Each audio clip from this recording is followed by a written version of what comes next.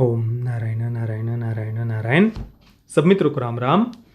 दोस्तों, वीडियो की शुरुआत में एक बहुत ही सरप्राइज कर देने वाली, आश्चर्य में डाल देने वाली बात बताऊं। डिज्नी ने उनके दुनिया भर में अलग अलग देशों में जो थीम पार्क बने हुए हैं ना, उनके लिए एक नई गाइडलाइन जारी की है।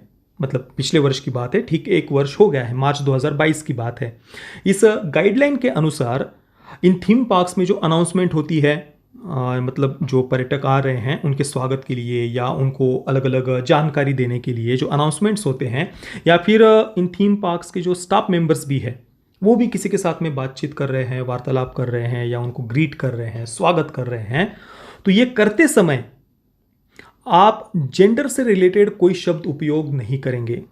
जेंडरलेस ग्रीटिंग ये एक नई गाइडलाइन उन्होंने जारी की है, जिसके अनुसार hello boys and girls, ladies and gentleman, mister and Mrs, या फिर किसी छोटी बच्ची को अगर कोई कह दे कि हेलो प्रिंसेस या प्रिंस, इस प्रकार के कोई भी शब्द प्रयोग आप नहीं कर सकते। ऐसे कोई प्रोनाउंस आप यूज़ नहीं कर सकते।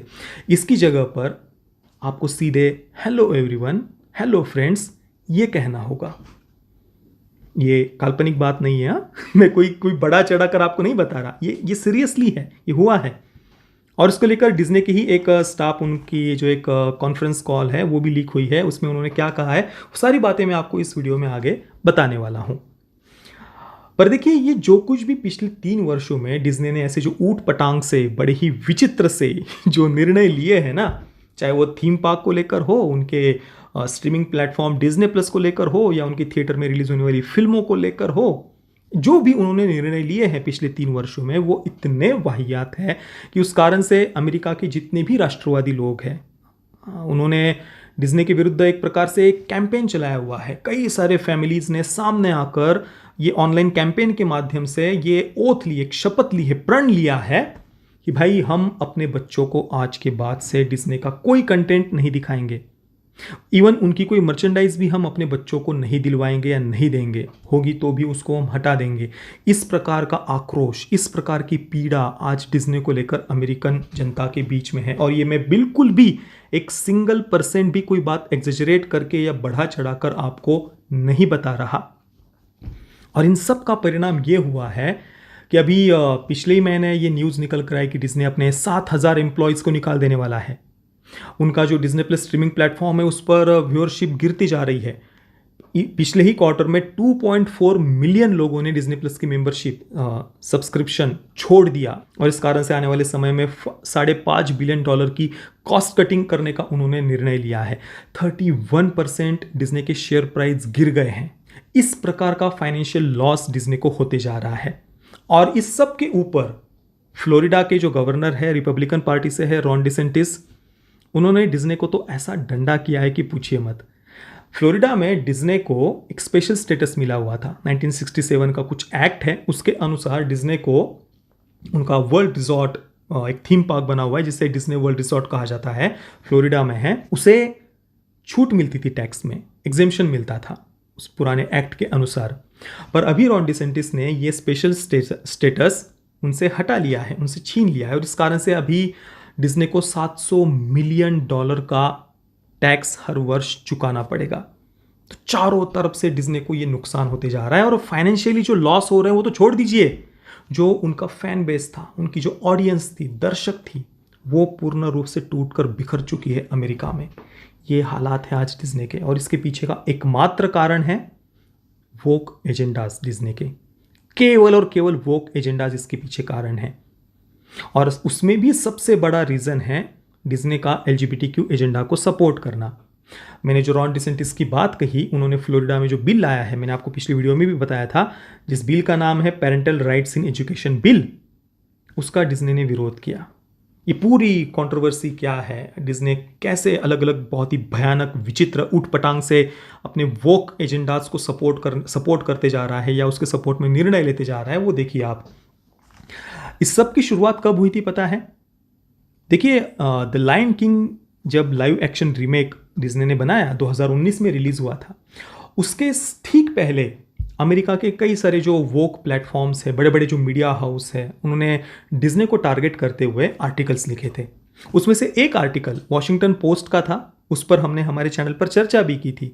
उस आर्टिकल में यही सब बातें लिखी गई थी कि भाई डिज्नी कैसे रिजिडली हेट्रोसेक्सुअल है, मतलब उनमें केवल स्त्री और पुरुष, लड़का या लड़की, इन दोनों के बीच के प्रेम को ही दिखाया जाता है। कोई गे नहीं दिखाए जाते, लेस्बियन नहीं दिखाए जाते, बायसेक्सुअल नहीं दिखाए जाते, जेंडर को लेकर कोई कन्फ्यूजन बच्चों के बीच में नहीं पैदा किया जा रहा। उनका जो भी जेंडर को लेकर एक रेडिकल एजेंडा है, ऐसा कोई LGBTQ एजेंडा इसमें नहीं है। अलादीन में उनको इस्लामोफोबिया नज़र आ गया था। बहुत सारी ऐसी बातें आप देख लीजिए, मैंने इस पर वीडियो बनाया है, ये उस समय कही गई थी। और उसके बाद में 2020 से डिज्नी ने अपने आप को वोग बनाना शुरू कर दिया। 2020 में डिज्नी के CEO थे बॉब आइगर, जो 4 बार से लगातार डिज्नी के CEO के पद पर बने रहे थे। उन्होंने अपने उस पोस्ट को एक्सटेंड वो करते गए और फिर 2020 में उन्होंने अपने ही एक चेले को, बॉब चपैक को, CEO की कुर्सी पर बिठा दिया और वे रिटायर हो गए थे। अब इसके बाद में बॉब चपैक के इस सीट पर बैठने के बाद में ये सब कुछ डिज्नी के जो भी भयानक वोक एजेंडाज है, फिल्मों के माध्यम से LGBTQ, बच्चों की फिल्मों के माध्यम से LGBTQ एजेंडा को प्रमोट करना, थीम पार्क को लेकर ये सारे निर्णय, ये सब 2020 के बाद में शुरू हुआ। हालांकि इसके लिए कोई बॉब चपैक जिम्मेदार है, ये आप बिल्कुल भी मत सोचना, क्योंकि इस सब के जो बीज है वो बॉब आइगर ने ही बोए हुए थे। बॉब चपैक को तो बाद में उन्होंने वहाँ पर बिठा दिया। मेरे अनुसार इसके पीछे शायद कारण ये रहा कि बॉब आइगर को भी पता था, जो 4 बार से लगातार अपनी पोस्ट को एक्सटेंड करते आए थे, उन्हें भी शायद पता था कि जो बीज मैंने बो दिए हैं उसको लेकर बहुत बड़ी कंट्रोवर्सी खड़ी हो सकती है। इस कारण से उन्होंने बॉब चपैक को बिठा दिया और फिर बाहर बैठकर आराम से देखते रहे कि जो कुछ भी हो रहा था डिज्नी का। और फिर जब बात हाथ से बिगड़ने लग गई, पेरेंटल राइट्स एजुकेशन बिल का विरोध जब डिज्नी ने किया, उसके बाद में तो बात पूर्ण रूप से हाथ से चली गई। अमेरिकन जो राष्ट्रवादी जो लोग हैं, जनता है, उनके मन में ये आक्रोश और भी ज़्यादा बढ़ गया, क्योंकि भाई ये बात बच्चों की थी।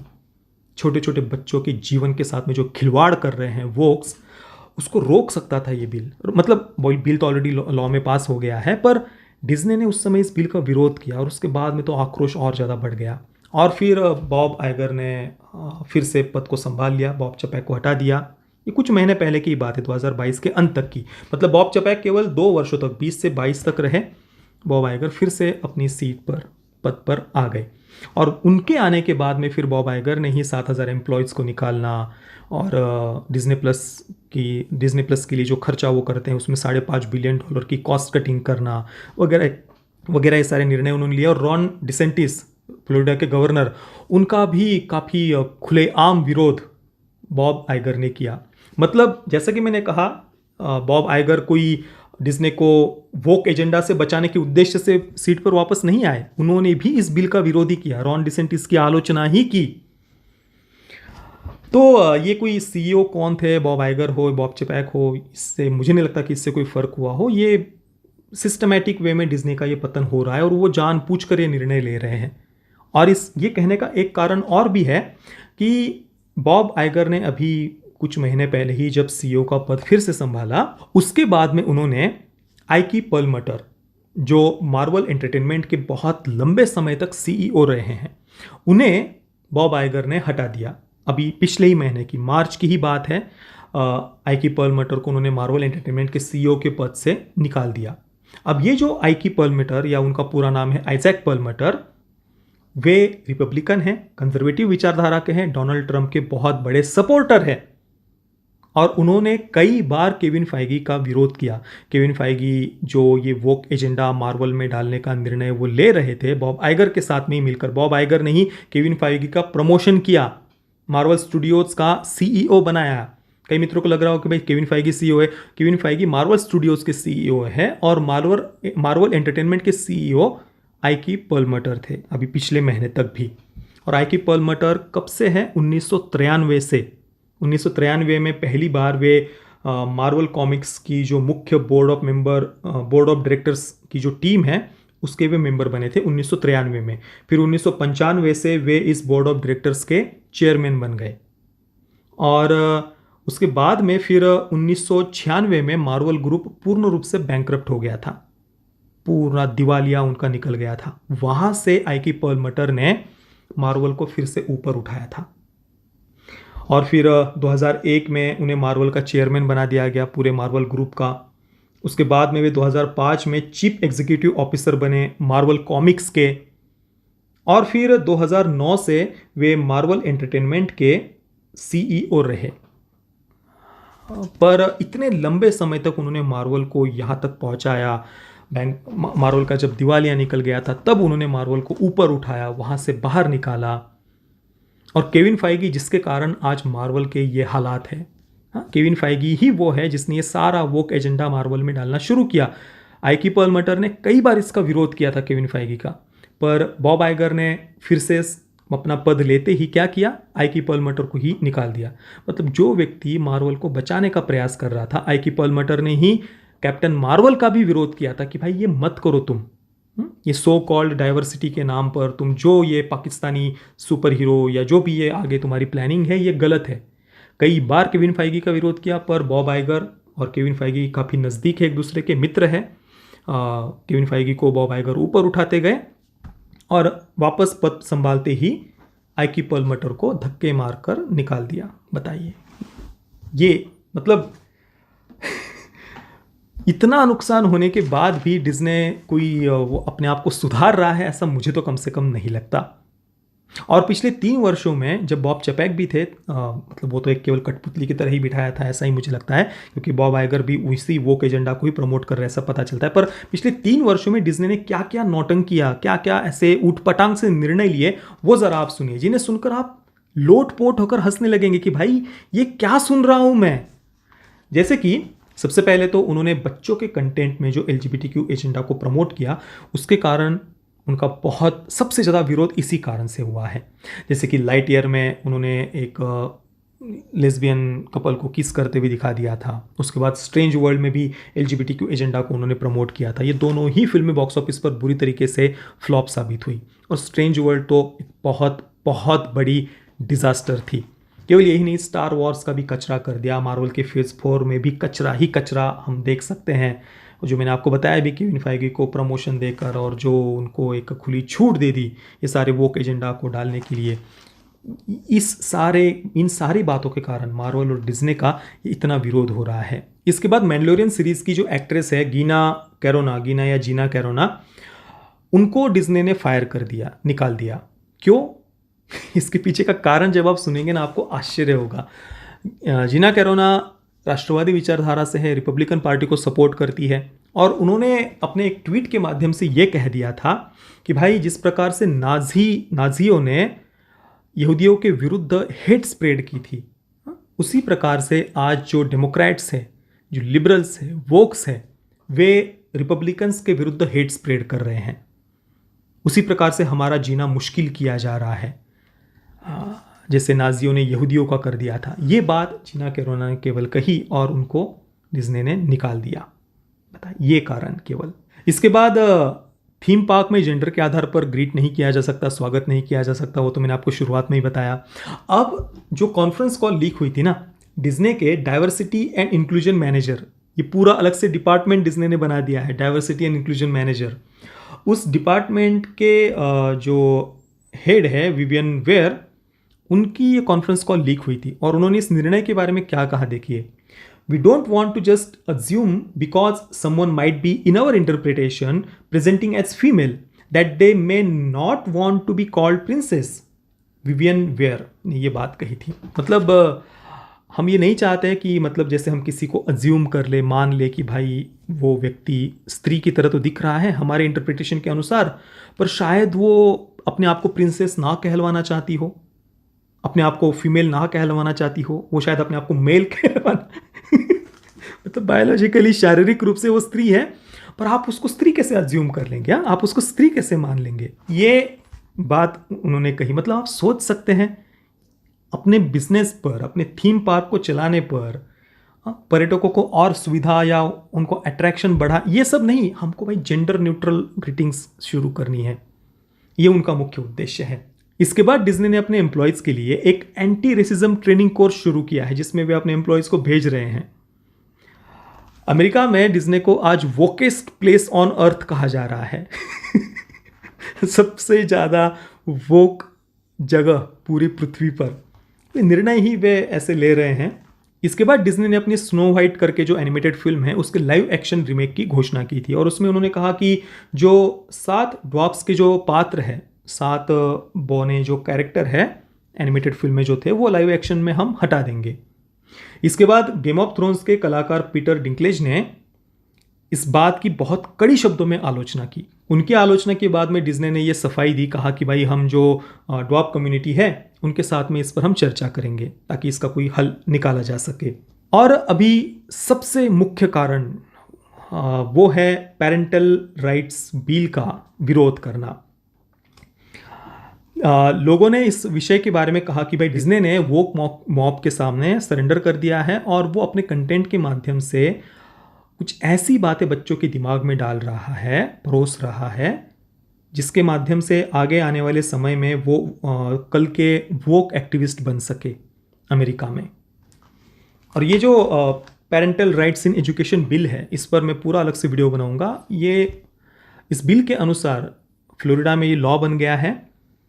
अमेरिका के अलग अलग स्टेट्स में वहाँ के रिपब्लिकन पार्टी के जो मेंबर्स हैं, नेता, लीडर्स हैं, उन्होंने अपने अपने स्टेट में इस बिल को प्रेजेंट तो किया है, पर वहाँ पर अभी पास नहीं हुआ है। पर फ्लोरिडा में ये पास हो गया है और पिछले वर्ष इसको लेकर बहुत बड़ी कंट्रोवर्सी हुई थी। ये बिल जब प्रेजेंट किया गया उसके बाद जितनी भी एलजीबीटीक्यू एजेंडा को सपोर्ट करने वाले हैं वे डिज्नी के वर्ल्ड रिजॉर्ट के सामने फ्लोरिडा में इकट्ठा हो गए। बैनर ले लेकर उन्होंने डिज्नी से मांग की कि भाई डिज्नी तुम हमारा साथ दो, इतना बड़ा कॉर्पोरेट जायंट है तो डिज्नी विरोध करेगा तो ये बिल रुक सकता है। तो सारे एलजीबीटीक्यू एजेंडा वालों ने वर्ल्ड रिजॉर्ट्स के सामने वहाँ पर आकर प्रदर्शन किया, प्रोटेस्ट किया। इवन डिज्नी के कई सारे जो एम्प्लॉयज़ थे उन्होंने भी वॉकआउट कर दिया, ये कहकर कि भाई डिज्नी को इस बिल का विरोध करना चाहिए। अब ऐसी बात नहीं है कि भाई डिज्नी कोई इस बिल के सपोर्ट में था। ऑलरेडी डिज्नी वोक कंटेंट तो अपने एनिमेटेड फिल्मों के माध्यम से बच्चों के दिमाग में डाल ही रहा है, वोकिज्म। डिज्नी बिल्कुल इस बिल के अगेंस्ट था, पर खुलकर वो अपना विरोध प्रदर्शन नहीं कर रहा था। क्यों नहीं कर रहा था? क्योंकि उसे पता है कि रॉन डिसेंटिस में अच्छी तरीके से डंडा कर सकते हैं। तो बॉब चैपेक ने तुरंत विरोध नहीं किया। काफ़ी ये प्रोटेस्ट वगैरह बहुत बढ़ गई ये सारी बातें। और उसके बाद में फिर डिज्नी ने जब ये बहुत बात हाथ से निकल गई तब उन्होंने स्टेटमेंट जारी किया कि भाई हम इस बिल के बिल्कुल अगेंस्ट है, हम नहीं चाहते कि ऐसा बिल पास हो, हम एलजीबीटीक्यू एजेंडा वालों के साथ में हैं वगैरह वगैरह। और इसके बाद में तो कहना ही क्या था, लिबरल्स और वोक्स बहुत खुश तो हो गए, पर अमेरिका के जो ज़्यादातर एक बेस था दर्शकों का, ऑडियंस का डिज्नी का, वो टूटकर बिखर गया। सारे के सारे लोग डिज्नी के तुरंत अगेंस्ट हो गए, शपथ लेने लगे ऑनलाइन कैंपेन चलाकर कि हम डिज्नी का कंटेंट आज के बाद नहीं देखेंगे। और जो मैंने आइकी पर्लमटर के बारे में आपको बताया था, उन्होंने रॉन डिसेंटिस का साथ दिया था और डिज्नी का विरोध किया था कि भाई डिज्नी को कोई अधिकार नहीं है ज़बरदस्ती पॉलिटिक्स में अपना नाक घुसाने की। जिन्होंने केविन फाइगी का भी विरोध किया था कि भाई मत डालो मार्वल में ये सारा वोक कंटेंट। डिज्नी को तो अभी भी कोई फर्क, मतलब डिज्नी तो और ज़्यादा वोक होने के पीछे पड़ा है। बॉब चैपेक ने तुरंत विरोध नहीं किया, इसलिए उनको हटा दिया और बॉब आइगर तुरंत वो अपनी सीट पर वापस आ गए और खुलकर रॉन डिसेंटिस का भी विरोध कर रहे हैं। रॉन डिसेंटिस के अगेंस्ट आए दिन वो स्टेटमेंट दे रहे हैं, उसको लेकर आप गूगल पर सर्च कर सकते हैं। रॉन डिसेंटिस ने तो स्पेशल स्टेटस हटा दिया है और अभी टैक्स पे करना पड़ेगा डिज्नी को। इसके बाद एक और बहुत महत्वपूर्ण चेंज जो पिछले 3 वर्षों में डिज्नी ने किया, उस पर हम बात करते हैं। डिज्नी ने अपने जितने भी पुराने कैरेक्टर्स से, लीजेंडरी कैरेक्टर्स, जैसे कि मिनी माउस जैसा कैरेक्टर और भी कई सारे ऐसे पात्र, उनका मेकओवर डिज्नी ने करना शुरू किया। उनको सो कॉल्ड प्रोग्रेसिव लुक उन्होंने दिया। कैसे? जैसे कि मिनी माउस, मिकी की फ्रेंड। मिनी माउस के कपड़े आपने देखे होंगे बचपन से, तो लाल कपड़े, लाल टॉप वगैरह उसका होता है जिस पर वाइट डॉट्स होते हैं। उस लुक को उन्होंने चेंज कर दिया और अभी पैंट सूट पहना दिया है मिनी माउस को। मैंने आपको कई बार कहा है कि वोक्स का मुख्य एजेंडा ये है कि भाई पुरुषों में से पुरुषत्व हटा दो, निकाल दो, और लड़कियों में से लड़कियों के गुण निकाल दो। पता नहीं जेंडरलेस सोसाइटी बनाते जा रहे हैं। पुरुषों को इतना उनकी ही पुरुषत्व पर वो घिन आए, लड़कियों पर, लड़कियों को अपने ही लड़की होने पर या फेमिनिन जो क्वालिटीज़ हैं उनकी, उससे उनको घिन आने लगे और वे अपने आप को पुरुषों की तरह दिखाने लग जाए, पुरुष अपने आप को स्त्री की तरह। ये इतने भयानक वो एजेंडा, उन्होंने मिनी माउस को पैंट सूट पहना दिया। काफ़ी विरोध हुआ अमेरिका में इस बात का। आप बस गूगल पर एक सर्च करिए, Minnie Mouse pant suit look, या उसको लेकर अमेरिका के लोगों का विरोध, बैकलैश ऐसा कुछ आप सर्च करिए, आपको मिल जाएगा लोगों ने कैसे इस पर रिएक्शन दिया था, फिर भी वो हुआ।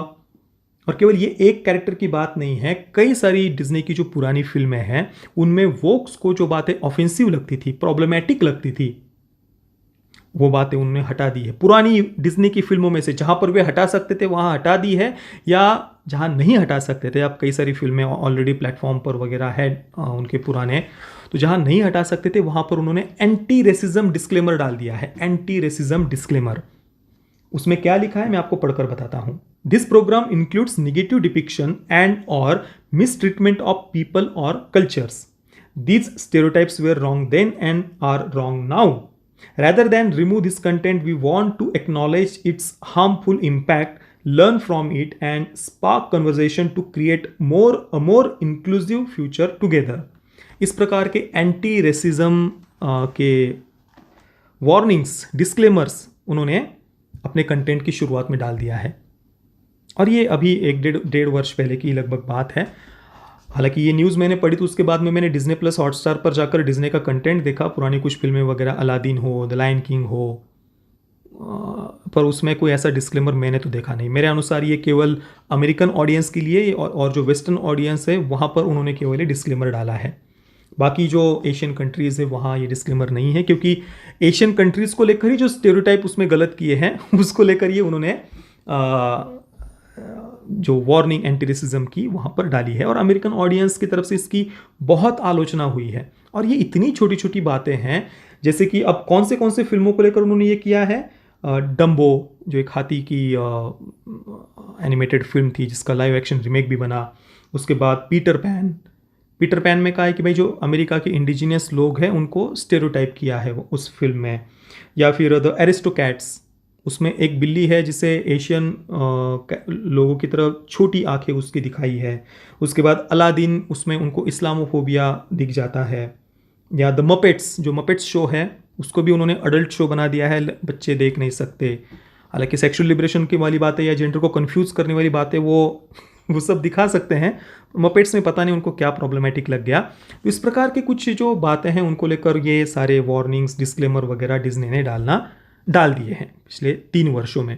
अब कई सारे मित्रों के मन में ये प्रश्न आ रहा होगा कि भाई ये तो बहुत अच्छी बात है ना कि डिज्नी ने जो उनके पुराने कंटेंट में अलग अलग कल्चर्स को लेकर जो स्टेरियोटाइप्स थे उसको लेकर वार्निंग डाल दी है। देखिए ये बात बिल्कुल सही है कि हॉलीवुड ने, चाहे वो डिज्नी हो या और भी कई सारे फिल्म मेकर्स हैं, उन्होंने अलग अलग देशों के कल्चर्स को बहुत ही गलत तरीके से प्रस्तुत किया है, स्टेरियोटाइप किया है। मैंने कई बार इंडियाना जोन्स के टेम्पल ऑफ डूम के पार्ट का भी उल्लेख किया है, उसमें भारत को कितने गलत तरीके से प्रस्तुत किया है, भारत के कल्चर को, भारत के लोगों को। और ये केवल कोई इंडियाना जोन्स की बात नहीं, कई सारा ऐसा हॉलीवुड का कंटेंट आपको मिल जाएगा। हालांकि उनमें कोई ऐसी एंटी रेसिज्म की वार्निंग आपको नहीं मिलेगी, ये डिज्नी ने अपने कंटेंट में किया है। पर देखिए यहाँ पर बात यह है कि जिन एनिमेटेड फिल्मों में ये एंटी रेसिज्म वगैरह ये जो वार्निंग डाली गई है, वो फिल्में अगर कोई बच्चा या कोई व्यक्ति देखेगा तो उसके मन में ये बात भी कभी नहीं आएगी कि भाई इसमें कोई स्टेरियोटाइप किया गया है किसी को। अब जैसे कि अलादीन को ये लोग इस्लामोफोबिक कहते हैं क्योंकि मिडल ईस्ट के, अरब कंट्रीज़ के कल्चर को उसमें गलत तरीके से प्रस्तुत किया है। ये भाई मैंने तो बचपन से अलादीन की उस पूरी वो टेलीविज़न सीरीज़ भी डिज्नी और में देखता था, फिल्म भी देखी हुई है। मेरे मन में कभी भी ऐसी कोई बात नहीं है कि भाई उसमें कोई उन्होंने स्टेरियोटाइप किया हो। बच्चों का कंटेंट है, हंसी मजाक, वो बच्चे उसके लिए, और उसमें आप उनके दिमाग में इस प्रकार से बातें डाल रहे हैं।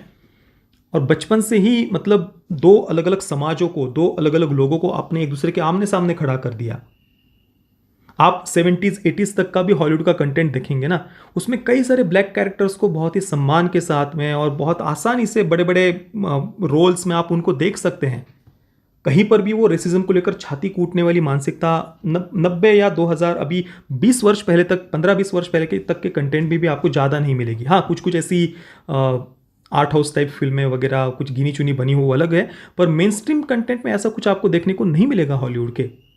जैसे कि सिल्वेस्टर स्टेलोन की रॉकी फिल्म सीरीज को आप ले लीजिए, अपोलो क्रीड का कैरेक्टर ब्लैक कैरेक्टर था, इतना सक्सेसफुल उसे रॉकी के पहले पार्ट में ही उन्होंने दिखाया था। रॉकी और अपोलो क्रीड की मित्रता कितनी अच्छी तरीके से उन्होंने आगे डेवलप की। किसी के भी मन में कोई ऐसा प्रॉब्लम हो या ब्लैक कैरेक्टर को इन्होंने क्यों दिखा दिया या हम नहीं देखेंगे, भाई सबने उस फिल्म को सेलिब्रेट किया है। और तब तक भी लोगों के मन में इतनी खाई नहीं थी, क्योंकि उस समय तक कंट्रोल वामपंथी फिल्म मेकर्स के हाथ में नहीं था। जैसे ही पिछले 10-15 वर्षों में वामपंथी फिल्म मेकर्स के हाथ में ये कंट्रोल आया है, वो हर एक फिल्म में जो वाइट कैरेक्टर्स हैं उनको दरिंदा, घिनौना, निगेटिव और ब्लैक कैरेक्टर्स को विक्टिम दिखाना, और इस कारण से आपने दो समाजों को, दो अलग अलग लोगों वर्गों को एक दूसरे के सामने खड़ा कर दिया, एक दूसरे का शत्रु बना दिया है। जो बात लोगों के मन में पहले, मतलब ठीक है इतनी बड़ी आबादी के देश में कहीं पर कोई घटना होगी, पर आप उसी बात को मेन स्ट्रीम बनाकर उसी प्रकार से सबको जनरलाइज करेंगे और सबके मन में एक ये असंतोष की भावना उत्पन्न कर देंगे। इससे एक अनार्की, अराजकता की स्थिति और अलग अलग वर्गों के मन में एक दूसरे के प्रति असंतोष, द्वेष ये उत्पन्न होगा ही। और देखिए, आप भारत के परिप्रेक्ष्य में इस बात को लीजिए। आज अलग अलग राज्यों में आप देखें, कई सारी जगहों पर अलग अलग अलगाववादी संगठन आपको देखने को मिल जाएंगे, चाहे पंजाब हो या नॉर्थ ईस्ट में भी कुछ समय पहले तक थे। जो अभी राष्ट्रवादी बीजेपी की सरकार आने के बाद में उनमें से ज़्यादातर, लगभग सभी जो अलगाववादी संगठन हैं उन्होंने हथियार नीचे डाल दिए हैं। पर इतने लंबे समय तक नॉर्थ ईस्ट को इग्नोर किया गया था मेन मुख्य धारा में आने से। 2014 तक हमने ये देखा, कभी मेन स्ट्रीम मीडिया में नॉर्थ ईस्ट के राज्यों की, वहाँ के इलेक्शन की तक कभी चर्चा नहीं होती थी, कोई इंफ्रास्ट्रक्चर का विकास नहीं था। तब तक भी बॉलीवुड के फिल्म मेकर्स ने क्या कभी नॉर्थ ईस्ट को दिखाने वाला है, नॉर्थ ईस्ट के कैरेक्टर्स को लेकर कोई फिल्म बनाई कि भाई वहाँ पर विकास क्यों नहीं हो रहा, क्यों वहाँ पर इग्नोर कर दिया जा रहा है? तब तक भी बॉलीवुड ने कभी उस पर चर्चा नहीं की। पर 2014 के बाद में जब वहाँ पर इंफ्रास्ट्रक्चर का विकास हुआ, रेलवे हो, रास्ते हो, हवाई अड्डे हो, या मीडिया में भी अभी नॉर्थ ईस्ट की बहुत चर्चा होती है। हेमंत बिस्वा शर्मा जी की जो फैन फॉलोइंग है वो तो भाई योगी जी के लेवल की है। और आप सोशल मीडिया पर हमेशा ये सुनते होंगे, कई लोग ये कहते हैं कि भाई देश में दो मुख्यमंत्री है जो सबसे बढ़िया है, वो है योगी जी और हेमंत बिस्वा शर्मा जी। और कई लोग ये भी कहते हैं कि भाई हेमंत बिस्वा शर्मा जी भी आगे जाकर हमारे प्राइम मिनिस्टर बनने चाहिए। इस प्रकार का प्रेम है देश में, अलग अलग इतना प्रेम है लोगों के मन में, एक एकता की भावना है। पर अभी बॉलीवुड अचानक से देखिए किस प्रकार से नॉर्थ ईस्ट को लेकर कुछ अपना प्रोपेगेंडा कंटेंट बना रहा है। कहीं पर कुछ सिलेक्टिव ऐसी घटना को लेकर और ज़्यादा, जैसे कि अनुभव सिन्हा की अनेक फिल्म आई थी पिछले वर्ष, और भी कुछ ऐसा कंटेंट पिछले 2-3 वर्षों में आया है बॉलीवुड का, अब जाकर वो ऐसी फिल्में बना रहे, उसके माध्यम से ये दिखाने का प्रयास करे कि लोगों के बीच में कितनी खाई है, लोग कितना द्वेष करते हैं नॉर्थ ईस्ट से। यानी इतना 99.99% लोगों के मन में जो प्रेम है, जो एकता की भावना है, उसको इग्नोर करके वामपंथियों का तो काम ही होता है उनके एजेंडा को सूट करने वाली, समाज को और ज़्यादा बांटने वाली, कुछ इक्का दुक्का कहीं पर कुछ घटना हो उनको और ज़्यादा एग्जेजरेट करके दिखाकर समाज के अलग अलग वर्गों को एक दूसरे के सामने खड़ा कर देना, एक दूसरे के अगेंस्ट खड़ा कर देना। इससे होता क्या है, ऐसा कंटेंट जब बार बार बनने लगता है, एक दूसरे की तरफ देखने का दृष्टिकोण ही धीरे धीरे बदलने लगता है और ज़्यादा समाज में ये जो खाई है वो बढ़ती जाती है। उल्टा हमें इसी के विपरीत सबको एक करने के लिए जो 99.99% लोग जो इंक्लूसिव है, सच में एक दूसरे के प्रति सब एकता की भावना जो देश में है, हम उसको सेलिब्रेट करने वाली फिल्में बनाएं और ज़्यादा मेन स्ट्रीम फिल्मों में नॉर्थ ईस्ट के कैरेक्टर्स को लेकर लीड रोल में लेकर उनको फिल्में बनाई जाए, वहाँ के कल्चर को हम दिखाएं। ये कभी वामपंथी फिल्म मेकर नहीं करेंगे। उनका मुख्य एजेंडा होता है बांटना और ज़्यादा ये दिखाने का प्रयास करना कि देखो देखो समाज कितना टूटा हुआ है, बिखरा हुआ है, सब तरफ अनार्की है, अराजकता है। ये बहुसंख्यक समाज कितना, मेजोरिटेरियन पॉलिटिक्स करने वाले राजनेता हो या बहुसंख्यक समाज हो, कितने दरिंदे हैं। ये उनका मुख्य उद्देश्य होता है किसी भी देश के वामपंथी फिल्म मेकर्स का। और ये कभी भी एक इंक्लूसिव सोसाइटी, ऐसा कंटेंट जो बांटने वाला कंटेंट है, आप और ज़्यादा द्वेष उत्पन्न करने वाला है, उससे आप इंक्लूसिव सोसाइटी नहीं क्रिएट कर सकते। जो बातें अब बच्चों के कंटेंट की मैंने बात की, उसमें अगर आप बचपन से ही उनके दिमाग में ये बात डाल देंगे, जो बातें वो कभी ध्यान भी उनका नहीं जाता, उनका मन भी, मतलब वो सोचते भी नहीं जिस बारे में, वहाँ पर आप बार बार उस बात को एंटी रेसिज्म वार्निंग उन सीन्स के समय डालकर आप उनके दिमाग में उल्टा वो बातें और ज़्यादा डाल रहे हैं। और देखिए, जो मैंने बात कही कि भाई भारत के कल्चर को हॉलीवुड बहुत गलत तरीके से प्रस्तुत करता है, ये बिल्कुल रुकना चाहिए। पर मैं ये कभी नहीं चाहूँगा कि भाई कोई वामपंथी वहाँ पर या कोई वोक या कोई लिबरल अमेरिका का उठकर ये मांग करे कि भाई देखो भारत के कल्चर को ये कितना गलत तरीके से प्रस्तुत करते हैं और भारतीयों को वो अपने साथ में लेकर उनको छाती कूटना सिखाए या सिस्टम के अगेंस्ट सो कॉल्ड रिवोल्यूशन लाने के लिए उनको वो साथ में ले। इससे नुकसान ही होता है। और आज भारतीय किसी भी देश में हो, चाहे वो अमेरिका में हो या अलग अलग देशों में हो, यूरोपियन कंट्रीज़ वगैरह, वहाँ पर भारतीय सफल क्यों है? क्योंकि वो छाती कूटने में बिलीव नहीं करते, छाती कूटने में ध्यान नहीं देते।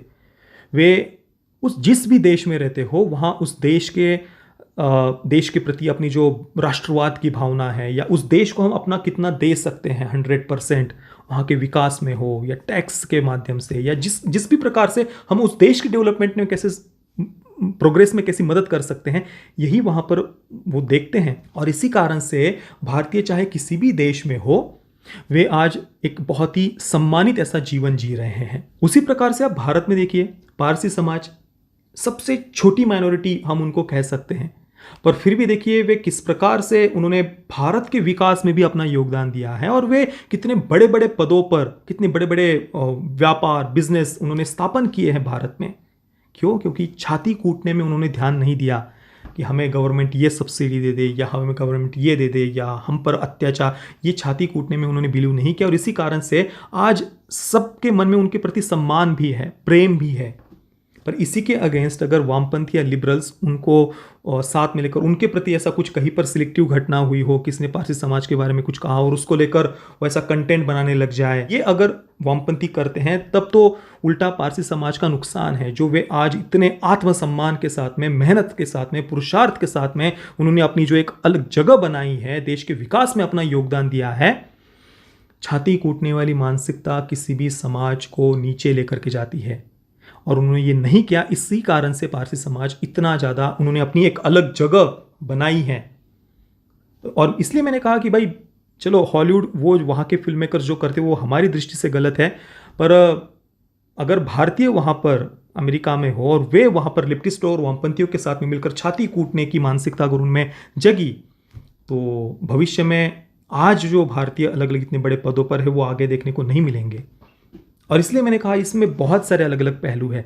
ऊपर ऊपर से हमें लगता है कि हाँ यार बहुत अच्छी बात है, एंटी रेसिज्म की वार्निंग वगैरह, पर किसी भी देश या समाज विकसित तभी होता है जब आप उनमें एक जो अच्छाई है, जो पॉजिटिविटी है, जो सकारात्मकता है, उसको बढ़ावा दे। तो दोस्तों, ये सारी बातें सुनने के बाद में, या डिज्नी ने ये जो भी निर्णय लिए हैं, ये सब जानने के बाद आपके इस पर क्या विचार है, प्लीज़ मुझे आप नीचे कमेंट में अवश्य बताना। ये वीडियो देखने के लिए आप सभी मित्रों का बहुत बहुत धन्यवाद। जय श्री राम, वंदे मातरम।